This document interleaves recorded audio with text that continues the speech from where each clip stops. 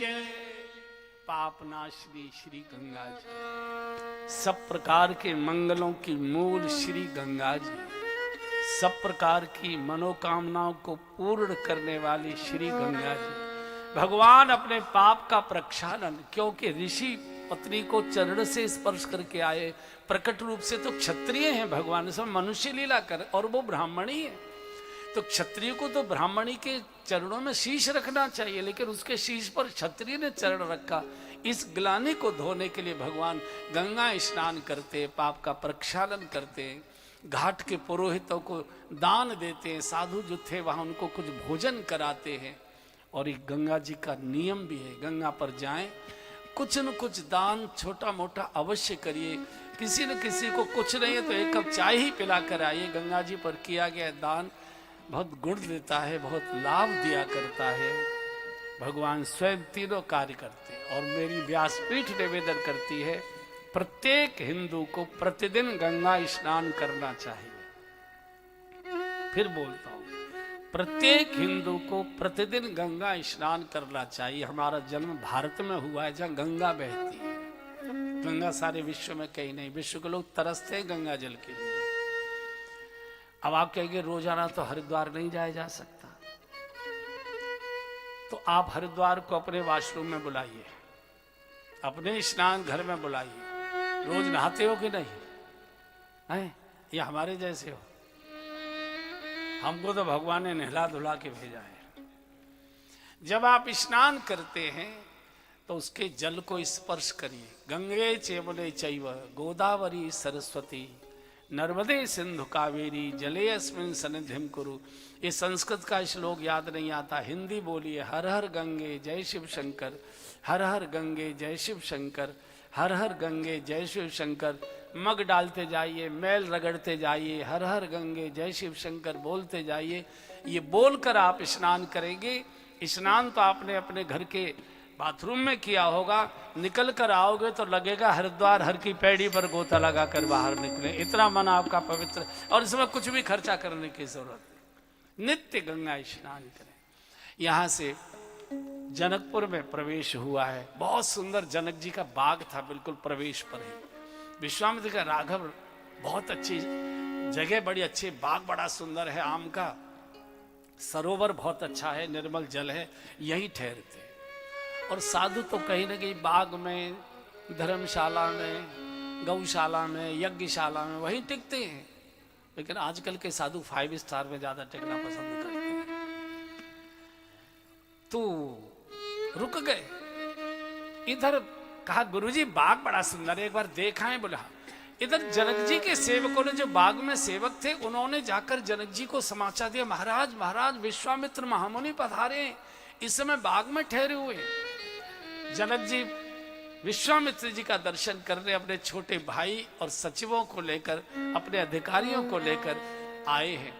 प्रणाम किया है, साष्टांग प्रणाम किया है। ऋषिवर, मुझे तो नहीं मालूम कि मैंने जीवन में कोई ऐसा पुण्य सत्कर्म किया होगा कि आपका शुभागमन मेरे नगर में। मुझे ऐसा लगता है कि मेरे पूर्वजों ने कोई जरूर बड़ा पुण्य किया, जिसके परिणाम स्वरूप आपके श्री चरण मेरे नगर में, मेरे बाग में, मेरे राज्य में पड़े।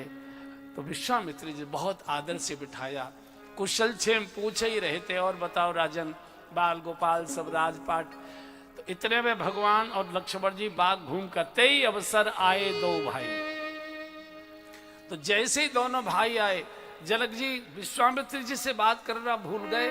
बोले गुरु जी ये बात है तो थोड़ी देर में हम लोग कर लेंगे, पहले ये बताइए कि कहो नाथ सुंदर गोपाल, कहो नाथ सुंदर गोपाल, मुनि कुल तिलक की नभ कुल पाल, मुनि कुल तिलक की नभ कुल पाल। ये दोनों सुंदर बालक कौन है? ये बालक है कि पालक है? तो विश्वामित्र ने पूछा, तुम बड़े ज्ञानी बनते हो, तुमसे तो ज्ञान की चर्चा करने बड़े बड़े ऋषि मुनि आते, जासु ज्ञान रवि भव निशिनाशा। तुम बताओ तुमको अपने ज्ञान से क्या लग रहा है? जनक जी ने कहा मुझे तो ऐसा लग रहा है ब्रह्म जो निगम नेत कहे गावा, उभय वेश धरि की सोई आवा। वेदांत में जिस ब्रह्म की न इति करके विद्वानों ने व्याख्या की है, मुझे लगता है वेदांत का वही निर्गुण ब्रह्म दो रूप धारण करके प्रकट हुआ है, मुझे ऐसा लग रहा है। तो विश्वामित्र, ऐसा तुम कैसे कहते हो, ऐसा कैसे लग रहा है? तब विश्वामित्र जी को कहा जनक जी ने, ऋषिवर आज तक मैं कभी किसी मनुष्य के सौंदर्य को देखकर आकर्षित प्रभावित नहीं हुआ, लेकिन जैसे ही मैंने इन दोनों कुमारों को देखा है, इन्हीं बिलोकत अति अनुरागा, इन्हीं बिलोकत अति अनुरागा, परवश ब्रह्म सुख ही मनु त्यागा, परवश ब्रह्म सुख ही मनु त्यागा। बिना ब्रह्म दर्शन के मेरा मन किसी की ओर आकर्षित नहीं होता, इनकी ओर आकर्षित हो रहा, इसका अर्थ है ब्रह्म है ये। तो विश्वामित्र जी बताना ही चाहते थे, भगवान ने इशारा कर, नहीं गुरुजी बात खुली तो बड़ी मुश्किल हो जाएगी, तो विषयांतर कर दिया। ये दो दशरथ के ढोटा, ये महाराज दशरथ के दोनों पुत्र हैं, ये उनका बड़ा बेटा राम है, ये उनका छोटा बेटा लखन है, मेरे यज्ञ की रक्षा करने आए थे। मैंने सोचा चलो तुम्हारे धनुष यज्ञ का भी दर्शन कराते चलें, ये दशरथ जी के कुमार। तो जनक जी का, ऋषिवर आप तो ऋषि हैं, आपको तो भूमि शयन करने का अभ्यास है, जंगल में रह सकते, ये तो राजकुमार हैं, ये तो मखमल के गद्दों पर विचरण करने वाले भूमि शयन कैसे करेंगे? आज्ञा हो तो राजभवन में ले चले। बोले चलो, हम पर तो कोई असर नहीं पड़ता। और यही साधुता है बंधु, साधु वेश को नहीं कहा है, वेश से ये संकेत होता है कि साधु होंगे।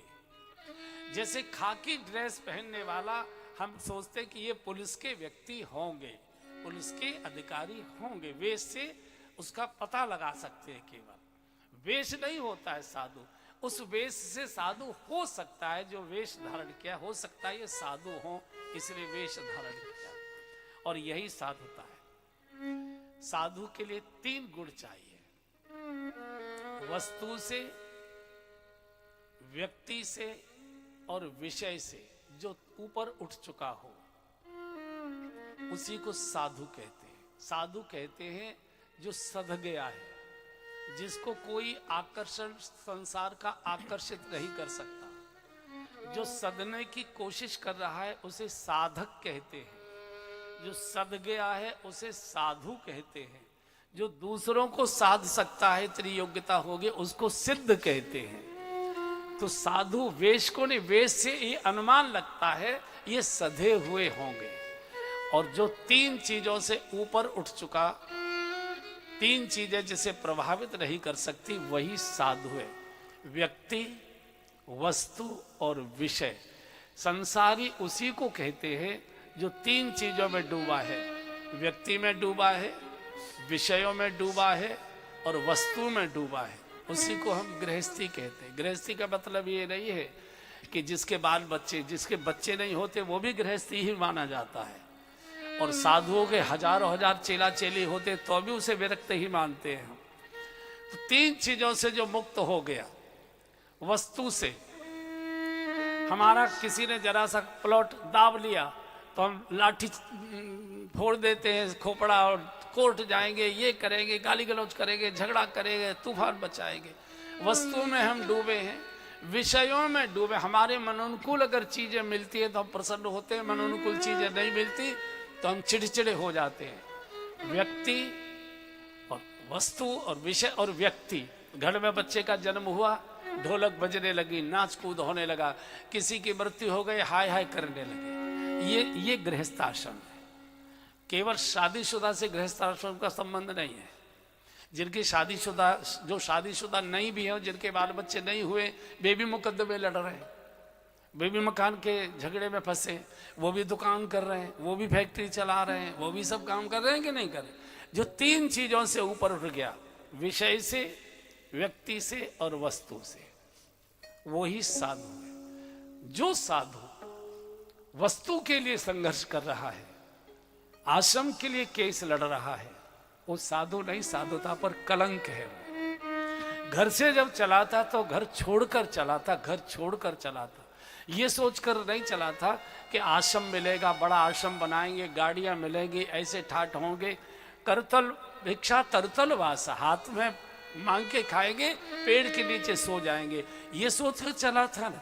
और आके फिर एक आश्रम चलो मान लिया जरूरी था, फिर दूसरा आश्रम, फिर तीसरा आश्रम, फिर हर तीर्थ में आश्रम, फिर हर शहर में आश्रम, फिर हर जगह झगड़े, फिर ये और वो। तो इसको मैं तो शास्त्र तो साधु नहीं कहता, जो कहता वो कहता हूं। साधु की परिभाषा मानस दे रहा है, जो व्यक्ति से, वस्तु से, विषय से निरपेक्ष हो गया वही। तो जानकी जी के भवन में जनक जी जानकी जी को अपने भवन में ले गए और जानकी जी के भवन में तीनों को टिकाया गया। और भगवान भक्ति के भवन में ही निवास कर सकते। बिल्कुल सायंकाल का समय था, तो भगवान ने गुरुजी को कहा, गुरुजी लखन की ये फरीदाबाद देखने की बड़ी इच्छा हो रही है, तो इसको घुमा लाऊं क्या? बोले जाओ। जाई देख आबहु नगर और सुख निधान दो भाई, करहु सुफल सबके नयन, बेटा सुंदर बदन देखा। जाओ, ये विदेह नगरी है, ये देह के सौंदर्य को मिथ्या मानते हैं। ये ब्रह्म सत्य जगन मिथ्या, मिथ्या जगत नहीं है, मिथ्या हमारी सोच होती है। देह के बिना तो भजन हो ही नहीं सकता। तन बिन राम भजन नहीं भरना, बिना शरीर के न भजन हो सकता है, न योग हो सकता है, न तप हो सकता है, न दान पुण्य, कुछ नहीं हो सकता। शरीर तो, शरीर माध्यम खलु धर्म साधनम कहा गया है शास्त्र में। और ये विदेह नगर, ये देह को मानते ही नहीं। जाओ, देह का भी उपयोग होता है भगवान की भक्ति और भजन में, इनके नेत्र को दिव्य करके आओ। चले, सायंकाल का समय, मार्केट में पुरुषों की संख्या कम होती है, सायंकाल माताएं मार्केट करने ज्यादा निकला करती हैं। ये 4 बजे से लेके 7 बजे तक का समय ये मार्केट में माताओं का होगा। आप देखेंगे अपने यहाँ मार्केट में भीड़ ही भीड़ लगेगी, वहाँ सायंकाल खरीद फरोख्त करने जाती। तो जैसे ही गए भगवान आगे आगे, लक्ष्मण जी पीछे, जो भी बाजार में भीड़ भड़का थी, एकदम हलचल हो गई। सबने अपने अपने सामान छोड़ दिए, भीतर से दुकानों में से लोग सड़क पर आ गए। कौन आ गए? इतना सुंदर रूप चुकी है। तो विदेह नगरी थी, यहाँ तो देह का किसी को भान ही नहीं था, देह के सौंदर्य का कोई ज्ञान ही नहीं था। पूरे जनकपुर में चर्चा होगी, देखन नगर भूप सुत आए, देखन नगर भूप सुत आए, समाचार पुरवासिन पावे, समाचार पुरवासिन पावे, धाये धाम राम सब त्यागी, धाये धाम काम सब त्यागी, मन रंग निधि लूटन लागी, मन रंग निधि लूटन। पूरे जनकपुर विदेह नगर के लोग देह दर्शन के लिए पागलों की तरह धाये धाम काम सब त्यागी, काम धाम सब छोड़कर, जैसे भिखारियों को पता लग जाए कि उस चौराहे पर कंबल बांटे जा रहे हैं, उस चौराहे पर चीजें बांटी जा रही, जैसे वो लदर पदर भागते, ऐसे ज्ञानी भागा नहीं करते। ज्ञानी बहुत धीरे धीरे चलता है, गंवार भागते हैं। आज ज्ञानी गंवारों की तरह दौड़े चले जा रहे हैं। धाये धाम काम सब त्यागी, मनो रंग निधि लूटन लागी। भगवान ने कहा, लखन इस मार्केट में तो बड़ी भीड़ हो गई, चलो पतली सी, तो एक पतली सी गली थी ठठेरान की, ठठेरान मोहल्ले वाला, यहाँ भी होगा ना ठठेरान मोहल्ला है। पतली सी गली वाला कौन सा मोहल्ला है? पुराने फरीदाबाद का। अच्छा, सब इसी इलाके के, पुराने के नहीं आए। पतली सी गली में मुड़े, और जैसे ही पतली सी गली में मुड़े, ऊपर अटारी पर एक बहन ने अपने सिर धोया था उस दिन, तो केस सुखा रही थी, सायंकाल का समय तो केस सुखा रही थी। उसने देखा 2 बड़े सुंदर राजकुमार जा रहे हैं। अच्छा, माताओं को सौंदर्य देखने का एक आकर्षण होता है, विधाता ने ही बनाया है। आपने देखा होगा बारात का दूल्हा देखने के लिए पुरुष नहीं भागते, माताएं भागती है। अच्छा, बारातें ज्यादातर पहले गांव में सायंकाल निकला करती थी, और सायंकाल भोजन बनाने का समय होता है। आटा मल रही थी तो अभी सने हाथ आटे के लेके भागती है, एकदम दूल्हा निकल जाएगा, कैसा है दूल्हा है, कैसा है दूल्हा है। उनके पुरुष नहीं जाते दूल्हा देखने के लिए। मैंने एक बहन से पूछा कि ये माताएं बहनें दूसरे का दूल्हा देखने के लिए क्यों पागलों की तरह भागती है? तो उन्होंने कहा ये मिलान करने जाती है, हमारे जैसे हैं कि और तरह के हैं। हमने के चलो और तरह के भी हो गए तो दूल्हा तो बदला नहीं जा सकता, हर चीज बदली जा सकती है, लेकिन दूल्हा तो वही ढोना पड़ेगा जो माथे मर गया है, उसी को ढोना। तो उसने थोड़ा खांसा मठारा ताकि ऊपर की ओर देखे, भगवान ने और नीचे को निगाह कर ली। उसने सामने वाली को कहा, ओ कलावती, ओ कलावती, अरे दौड़ जल्दी, दौड़ चल, समय चूकपन का पछताने। उसने अपने सामने, और युवती भवन झरोखर लागी, अपनी अपनी छतों से, अपने अपने छज्जों से झांक झांक कर देख रहे, एक दूसरे को कह रही है, अरे सखी ऐसा सुंदर तो हमने स्वरूप आज तक कभी देखा नहीं। ये तो ऐसा लगता है जो आगे वाले ना, सांवले सलोने बर सांवरो जानकी जोगू, ये तो हमारी जानकी जी के योग्य वर लगते हैं। दूसरे ने कहा कि हैं तो जानकी जी के योग्य, लेकिन जानकी जी के साथ इनका विवाह कैसे होगा? बोली क्यों? बोली ये तो इतने देखने में कोमल दिखाई दे रहे हैं और धनुष इतना कठोर है, और बिना धनुष टूटे जानकी जी का विवाह किसी के साथ हो नहीं सकता, तो इनका विवाह कैसे होगा? तीसरी ने कहा तुम चिंता मत करो, तुम चिंता मत, बल्लभगढ़ से आई थी वो, चिंता मत करो कि इनको धनुष तोड़ने की जरूरत ही नहीं पड़ेगी। मुझे ऐसा लगता है कि जनक जी ने अभी इनको देखा नहीं है, जनक जी एक बार इनको देख लेंगे तो बिना धनुष तोड़े जानकी जी को वैसे इनके साथ विदा कर देंगे। लक्ष्मण जी ने कहा प्रभु अब तो कृपा करो, कितनी कितनी अच्छी अच्छी बातें कर रहे। लक्ष्मण जी जीव धर्म के आचार्य हैं, और आचार्य भगवान से प्रार्थना करते हैं प्रभु कृपा करो इस जीव पर, कृपा करो प्रभु, दर्शन दो। भगवान का नीचे को देख, मैं बता रहा हूं तो यहां फंस जाएगा, बड़ी मुश्किल। और दूल्हे वो हो, हरियाणा के लोगों को तो बड़ा अनुभव है, दूल्हा देखने के लिए तो कई बार इतनी भीड़ हो जाती है कि छज्जा ही गिरा देती है। आपने देखा है ना, बारात के दौरान छज्जा ही गिर जाते। तो इन बहुओं की बातें सुन रही थी। एक बूढ़ी माता जी रही होंगी करीब 85-87 साल की, अच्छी लड्डू कचौड़ी खाए हुए थी, मतलब गुदगुदी थी काफी। तो वो बहुओं की बातें सुन रही थी, बैठी बैठी धूप सेक रही थी छत पर। तो वो बेंच टेकती टेकती आई, बोले क्योरी बीननियों, वहां बहुओं के, यहां भी बीननी कहते हैं, यहां कहते हैं बीननी, कम कहते हैं। जो मारवाड़ के होंगे वो बीननी कहते होंगे, जो मारवाड़ी परिवार है ना वो बीननी कहते। मैं वहां गया झुंझुनू कथा करने, तो मैंने माता जी से पूछा या बहुओं को बीननी क्यों कहते हैं? बोले बड़ा साधारण सा अर्थ है, मुझे इसलिए तो पूछ रहे, बताओ क्यों कहते हैं? बोले सैकड़ों में से एक को बीन खिलाते हैं, सैकड़ों को देखते हैं उसमें से एक को बीन खिलाते हैं, इसलिए बीननी कहते। तो आई क्यों री बीननी हो, मैं इतनी देर से तुम्हारी बातें सुन रही हूँ, बरसावरो जानकी जोगू, बरसावरो जान, मान लो जानकी जी का इनके साथ विवाह हो भी गया तो तुमको क्या फायदा होने वाला? तो जो फरीदाबाद वाली थी ना, उसने कहा माँ फायदा, बहुत फायदा होगा। वो क्या होगा? बोले बारही बार स्नेह वश, और जनक बुलाऊ बसी, लेने आई यही बंधु दो, मैया कोटि काम कमनी।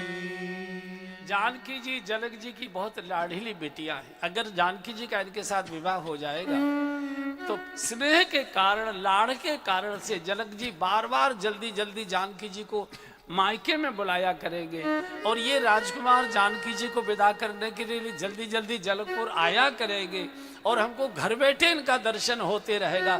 इससे बड़ा और क्या हमारे लिए सौभाग्य हो सकता है। लक्ष्मण जी हाथ पकड़े, प्रभु इतनी सुंदर बातों से भी आप पिघल रहे, मैं नहीं जानता, एक बार कृपा करो, एक बार। जब जीव ने बहुत रोकर आग्रह किया, भगवान ने एक बार देखा ऊपर की ओर, ओहो मूर्छित हो कर गिर पड़ी। इतना सुंदर भगवान का मोहनी स्वरूप। भगवान आगे बढ़े तो जोर जोर से रोने लगे। भगवान का अब क्यों रो रही हो, अब तो आपने दर्शन कर लिया। बोले हमारी भी व्यवस्था करिए। बोले क्या मतलब? बोले हमने तो अपना मन आपको अर्पित कर दिया, अब बिना मन के इस तरह का यहाँ क्या करेंगे? या तो हमको साथ लेकर चलो, नहीं आपका नाम लेकर हम आत्महत्या करेंगे, आपको हत्या का पाप लग जाएगा। भगवान का लखन ले कर ले सिफारिश। और भगवान का ये नहीं हो सकता। बोले तो ठीक है हम आत्महत्या करते हैं। बोले नहीं हत्या मत करो। क्या करे? बोले प्रतीक्षा कर।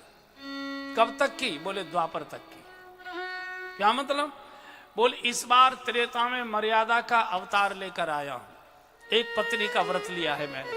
द्वापर में सबकी सब चली आना, बेरोटोक सबके लिए मकान बनवाएंगे, चिंता करने की जरूरत नहीं है। और यही त्रेता की जनकपुर की जो स्त्रियां थी, देवियां थी, ये सब ब्रज की गोपी बनकर आई है भगवान के साथ लीला क्रीड़ा करने के लिए।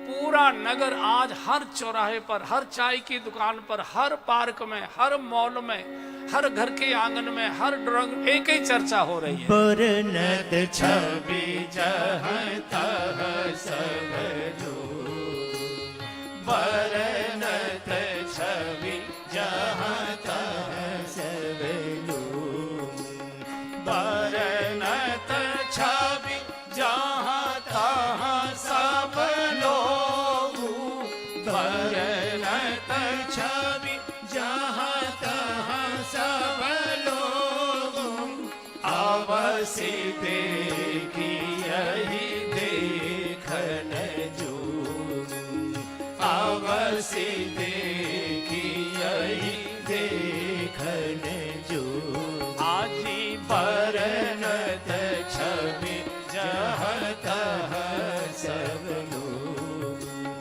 बरनत छवि जहाँ तहाँ सब। पूरे जनकपुर के घर घर में, चौराहे चौराहे पर, हर जगह एक ही चर्चा। अगर इन आंखों से कुछ देखने योग्य है तो इन राजकुमारों का मधुर स्वरूप देखने योग्य है। बिल्कुल ऐसी स्थिति हो गई जनकपुर निवासियों की जैसे हमारे ब्रज के साधुओं की हो गई थी। जब भगवान कृष्ण वृंदावन ब्रज छोड़कर द्वारका जाकर बस गए तो ब्रज के सारे साधु रो रो कर उल्हाना दिया करते थे, गोविंद तुमने हमको मार डाला। हमें तो जोगनिया बनाए गयो री, हमें तो जोगनिया बनाए गयो री, ओ छोरा नंद गोरी, हमें तो जोगनिया बनाए गयो री, हमें तो जोगनिया बनाए गयो री, ओ छोरा नंद गोरी, हमें तो बाबा जी बनाए गयो री, हमें तो बाबा जी बनाए गयो री, ओ छोरा नंद गोरी, हमें तो जोगनिया बनाए गयो री।